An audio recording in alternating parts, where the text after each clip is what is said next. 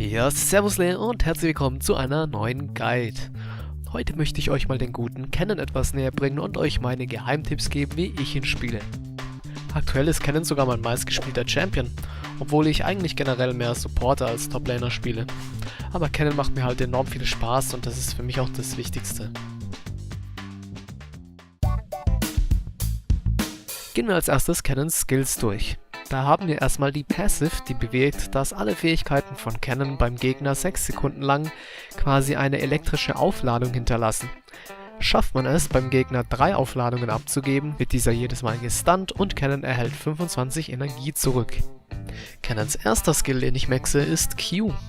Damit wirft Kennen einen Shuriken auf den Gegner, was einerseits hilfreich sein kann, um Minions zu exekuten und andererseits natürlich, um den Gegner zu poken. Das geht besonders gut, weil der Shuriken einen relativ geringen Cooldown hat. Auf Level 5 sind es zum Beispiel nur noch 4 Sekunden. Als zweites maxe ich dann Kennens W. Damit erhält man zum einen die Passive, dass man seine Auto-Attacks immer nach 4 Hits aufladen kann, sodass jeder 5. Auto-Attack zum einen extra Schaden macht und zum anderen eine Aufladung beim Gegner hinterlässt. Außerdem prot schon alleine dieser aufgeladene Auto-Attack Thunderlord. Zum anderen beinhaltet W die Active, mit der man alle aufgeladenen Gegner, die sich in der Reichweite befinden, mit einem Blitz trifft und dabei eine weitere Aufladung beim Gegner abgibt. Das eignet sich besonders, um den Gegner zum Beispiel schneller die 3 nötigen Stacks zu verabreichen, um ihn gestunt zu kriegen und um letztlich auch den Damage Output zu erhöhen. Als drittes maxe ich dann Kennens E, womit man sich 3 Sekunden lang in eine elektrische Kugel verwandelt.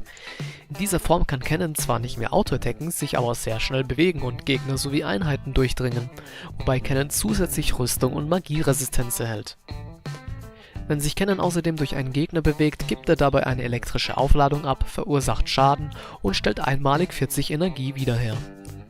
Drückt man dem übrigen E erneut, kann man die Fähigkeit auch wieder deaktivieren, um zum Beispiel schon früher wieder auto-attacken zu können. Gerade diese offensive Möglichkeit, E nicht nur zum Abhauen, sondern auch mal offensiv zu benutzen, nehmen viele Kennen-Spieler am Anfang noch nicht wahr, zumindest aus meiner bisherigen Erfahrung. Und schließlich haben wir noch die Ultimate, bei der ein elektrisches Feld um Kennen entsteht, in dem alle Gegner bis zu 3-mal getroffen werden können und dabei steigender Schaden pro Blitz verursacht wird. Außerdem kriegt jeder getroffene Gegner eine elektrische Aufladung durch Kennens Passive ab. Diese Ultimate ist natürlich absolut mächtig in Teamfights, gerade verbunden mit Items wie Zhonya's oder dem Protobelt-Gürtel, aber dazu später mehr. Desto mehr Gegner man damit trifft, desto mehr Impact kann man natürlich in Teamfights haben. Besonders effektiv kann es hier sein, die Gegner im richtigen Moment zu flanken und sich reinzuflashen, um dann alle auf einmal zu ulten, was gerade im Late Game häufig das Primärziel ist.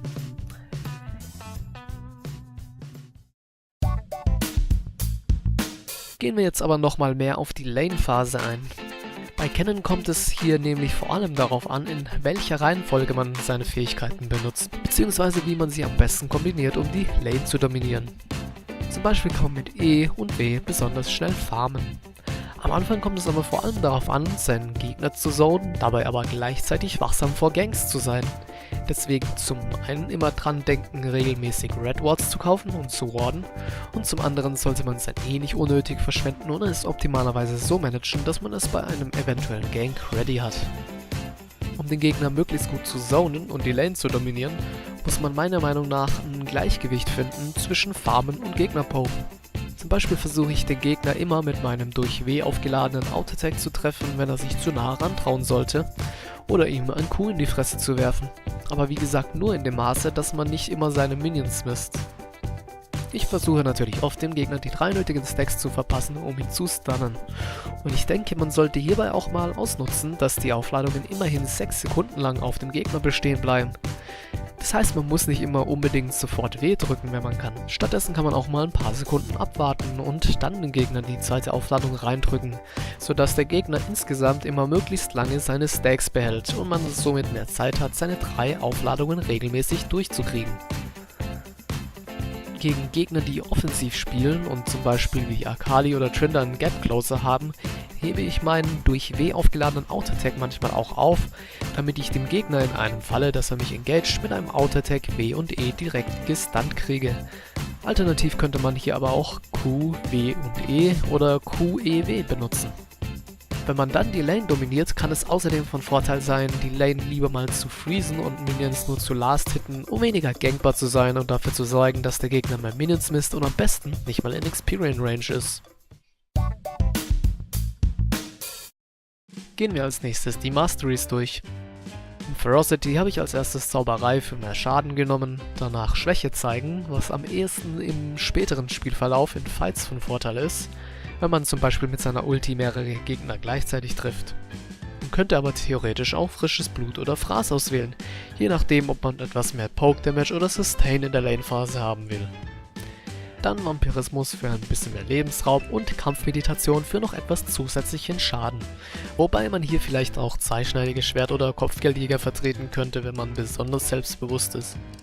Bei Cunning habe ich dann Brutalität ausgewählt für mehr Schaden an Minions, Assassin für mehr Schaden One-on-Ones, Erbarmungslos und dann die Gabe des Hüters der Haine, wovon man meiner Meinung nach in der Laning-Phase noch etwas mehr profitieren kann. Früher habe ich hier aber auch oft gefährliches Spiel ausgewählt, was eine eher Teamfight-orientierte Alternative ist.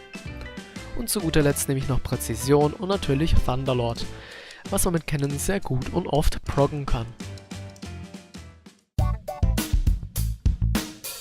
Bei den Runen baue ich auf 9 Zeichen der Magiepenetration, 9 Siegel der Rüstung, 9 Glyphen der wachsenden Magieresistenz, weil man auf Top ja meistens gegen den AD-Champ spielt, und 3 Essenzen der Fähigkeitsstärke. Wie schon bei meiner letzten Guide, aber auch hier der Hinweis, dass ich runenmäßig noch nicht viel herumprobiert habe. Falls ihr also andere Vorschläge habt, bin ich wie immer offen dafür. Ich denke, bei den Summoners ist die Wahl relativ eindeutig. Zumindest auf der Top-Lane nehme ich immer Flash und TP. Denn mit Cannon und seiner Ulti kann man natürlich wunderbare TP-Ganks machen, was meistens eher gegen Midgame relevant wird. Und mit Flash kann man zum Beispiel seine Ultis optimal platzieren. Kommen wir jetzt noch zum Item-Bild. Ich starte zunächst mal mit Dorans Schwert und einem Potion. Die ersten wichtigsten Items sind dann der Protobelt und Zhonya's. Der Protobelt-Gürtel synergiert nämlich generell sehr gut mit dem gesamten Kit von Cannon und kann sogar zum Wavesclearen benutzt werden, während Zhonya's dafür sorgt, dass man zum Beispiel während Cannons Ulti nicht angegriffen werden kann. In der Regel stelle ich dann zuerst den Protobelt fertig und hole mir danach meistens Zhonya's. Benötige ich allerdings Magieresistenz, hole ich mir je nachdem auch mal relativ früh das höllische Zepter. Und die weiteren relevanten Items, die auch von der Situation und Konstellation abhängig sind, sind dann Relies, Rabadons, Voidstuff, Liandris, Ludens oder Guardian Angel. Und was die Boots angeht, kaufe ich mir eigentlich immer die Zauberschuhe für mehr Magiepenetration. Damit sind wir dann auch schon am Ende des Videos. Ich hoffe mal, dass ich nichts vergessen habe. Falls ihr noch Ergänzungen oder Verbesserungsvorschläge habt, inhaltlicher oder vielleicht auch technischer Art, was das Video angeht, würde ich mich natürlich sehr freuen, wenn ihr es mir in den Kommentaren mitteilen würdet. Und jetzt bleibt mir nur noch zu sagen, haut rein, macht's gut und bis zum nächsten Mal.